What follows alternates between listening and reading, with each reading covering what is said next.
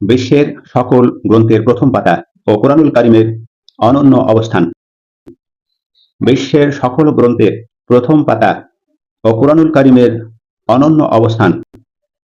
মানুষের ইতিহাসের যত বড় বড় গ্রন্থ এসেছে, যত বড় বড় দার্শনিক ও বৈজ্ঞানিক তাদের চিন্তার ফলাফল লিখে গেছেন, সবগুলোকে এক কাতারে দাঁড় করিয়ে দেখলে একটি মৌলিক সত্য বেরিয়ে আসে, আর তা হলো কোরআনুল কারিম ছাড়া আর কোনো গ্রন্থ প্রথম পাতায় নিজের সত্যতা ও নির্ভরতা নিয়ে এইভাবে চ্যালেঞ্জ ছুড়ে দিয়ে যায়নি।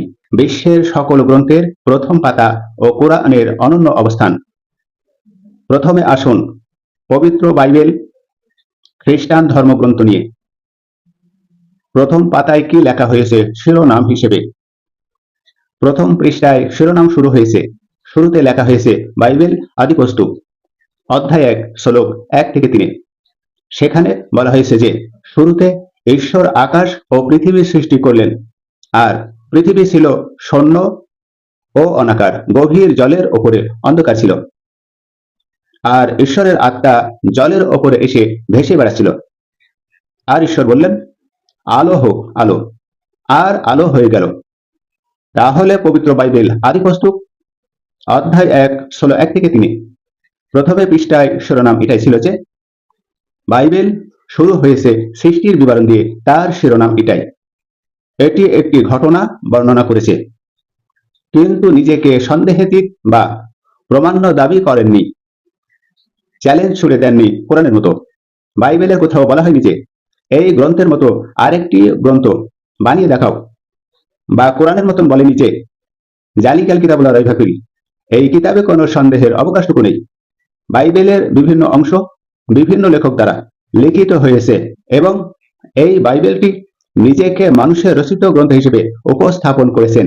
কোনো অসাধারণ চ্যালেঞ্জ ছুড়ে দেওয়া হয়নি নিজের সত্যতা হিসেবে। বাইবেল আদিপুস্তক অধ্যায় 1 শ্লোক 1 থেকে 3 এখানে হেডলাইন হলো, প্রথম পেজে শুরুতে ঈশ্বর আকাশ ও পৃথিবী সৃষ্টি করলেন। পৃথিবী ছিল শূন্য ও অনাকার, গভীর জলের ওপরে অন্ধকার ছিল, আর ঈশ্বরের আত্মা জলের ওপরে ভেসে বেড়াচ্ছিল। তখন ঈশ্বর বললেন, এসো, আলো হোক, আর আলো হয়ে গেল। পৃথিবীর বুকে কোরআনুল কারিম একমাত্র চ্যালেঞ্জ ছুড়েছে জালিকাল কিতাবুল লা রাইবা ফীহি, এই কিতাবে কোনো সন্দেহের অবকাশটুকু নেই। এখানে শুধু চ্যালেঞ্জ ছুড়ে দেওয়া হয়েছে, এখানে বাইবেলে চ্যালেঞ্জ ছুড়ে দেওয়া হয়নি নিজের সত্যতা হিসেবে। এবার আসুন হিন্দু ধর্মের পবিত্র গ্রন্থ 4 বেদ, এই 4 বেদ নিয়ে আমরা কিছু আলোচনা করি ইনশাআল্লাহ। 4খানা বেদের শিরোনামে কি লেখা হয়েছে? 1 নম্বরে আসুন ঋগ্বেদ। ঋগ্বেদ খণ্ড 1 অধ্যায় 1 মন্ত্র 1 তার প্রথম পৃষ্ঠায় শিরোনাম লেখা হয়েছে। শিরোনাম, হে অগ্নি তুমি পুরোহিত, হে অগ্নি তুমি পুরোহিত দেবতাদের আহ্বানকারী, জ্ঞানের কর্তা, আমি তোমাকে আহ্বান করি, তুমি দেবতাদের এখানে আনো। তাহলে ঋগ্বেদের প্রথম পৃষ্ঠার শিরোনাম হলো, হে অগ্নি তুমি পুরোহিত দেবতাদের আহ্বানকারী, যজ্ঞের কর্তা, আমি তোমাকে আহ্বান করি, তুমি দেবতাদের এখানে আনো। এখানে ঋগ্বেদের প্রথম পৃষ্ঠার শিরোনাম হলো, এটা দেওয়া হয়নি যে এই গ্রন্থে কোনো সন্দেহের অবকাশটুকু নেই, বা এই গ্রন্থের নির্ভরতা নিয়ে কোনো কিছু বলা হয়নি। ঋগ্বেদ শুরু হয়েছে অগ্নি দেবতার স্থিতির মাধ্যমে। এটি একটি উপাসনার বাণী দিয়ে, নিজের গ্রন্থের সত্যতা নিয়ে কোনো কথা বলা হয়নি। এবার আসুন হিন্দু ধর্মের পবিত্র গ্রন্থ সামবেদ নিয়ে। সামবেদের প্রথম পৃষ্ঠায় শিরোনাম হিসেবে কি লেখা হয়েছে? সামবেদ খণ্ড 1 অধ্যায় 1 মন্ত্র 1 প্রথমে শিরোনাম দেওয়া হয়েছে যে, হে অগ্নি তুমি আনন্দের জন্য এসো, হে অগ্নি তুমি আনন্দের জন্য এসো, তুমি আমাদের সুখ দাও। তাহলে সামবেদ খণ্ড 1 অধ্যায় 1 মন্ত্র 1 প্রথম পৃষ্ঠার শিরোনাম দেওয়া হয়েছে, হে অগ্নি তুমি আনন্দের জন্য এসো, তুমি আমাদেরকে সুখ দাও। সামবেদের প্রথম পৃষ্ঠার শিরোনাম এটাই যে প্রথম পৃষ্ঠার শিরোনামে দেওয়া হয়নি কোরআনের মতন যে এই কিতাবে কোনো সন্দেহের অবকাশটুকু নেই, বা এই কিতাবে কোনো সন্দেহ নেই। তাহলে সামবেদের মূলত গীত ও সুরের অলঙ্কারের কথা বলা হয়েছে। শুরুতে অগ্নি দেবতার স্তুতি, কোনো সত্যতার দাবি করা হয়নি। এবার আসুন হিন্দু ধর্মের পবিত্র ধর্মগ্রন্থের মধ্যে আরেকটি আছে গ্রন্থ, আর সেটা হলো যজুর্বেদ।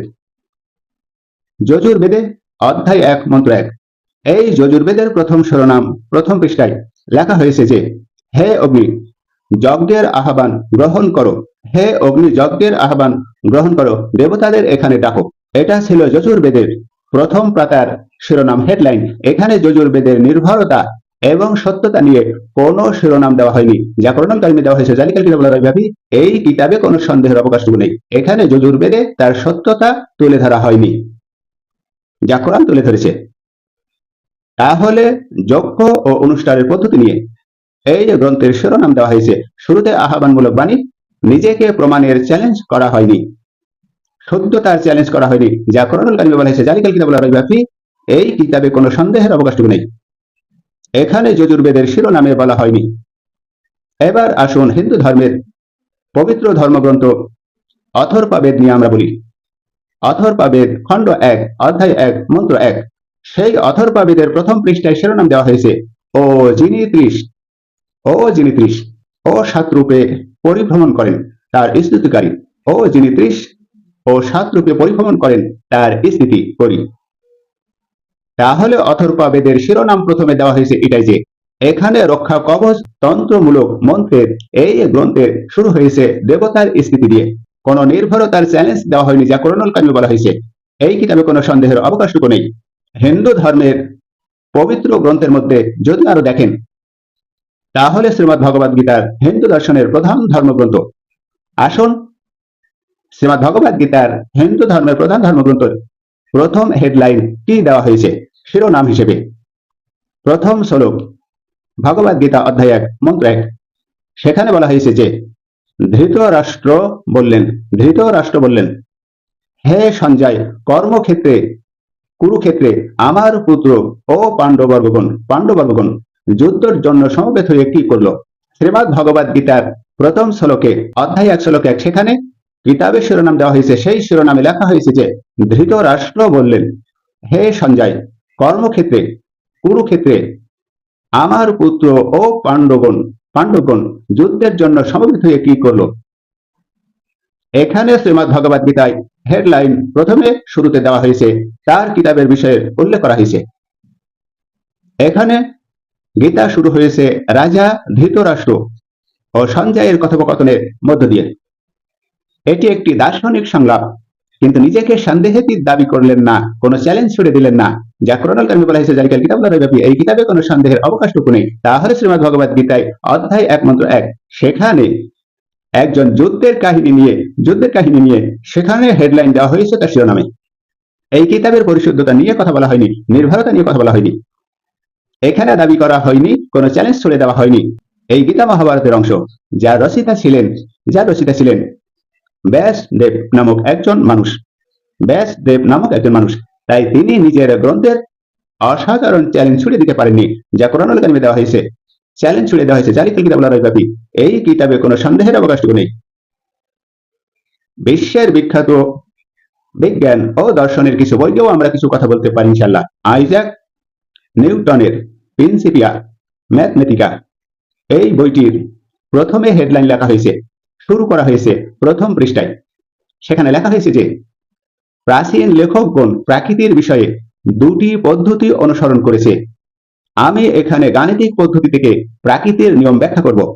তাহলে বিশ্বের বিখ্যাত বিজ্ঞান ও দর্শনের বই আইজাক নিউটনের প্রিন্সিপিয়া ম্যাথমেটিকা, তার শিরোনাম হলো বইয়ের শুরুতে প্রাচীন লেখকগণ প্রাকৃতির বিষয়ে দুটি পদ্ধতি অনুসরণ করেছে। তাহলে আইজাক নিউটন, তিনি একজন মানুষ ছিল। নিউটন তার বই শুরু করেছিলেন নিজের গবেষণা পদ্ধতির বর্ণনা দিয়ে। তিনি বলেননি যে এই বই সন্দেহাতীত বা এর মতন একটি অধ্যায় লিখে দাও। তিনি নিজেকে স্বীকার করেছেন যে এটি তার চিন্তার ফল, যা কোরআন একমাত্র নিজের সত্যতা দাবি করেছে। জালিকাল কিতাবুল লা রাইবা ফীহ। এই কিতাবে কোনো সন্দেহের অবকাশটুকু নেই। এবার আসুন, পৃথিবীর শ্রেষ্ঠ লেখক, তার আরেকটি বইয়ের নাম বলি আমরা, আলবার্ট আইনস্টাইনের ডাইনিং অব রিলেটিভিটি।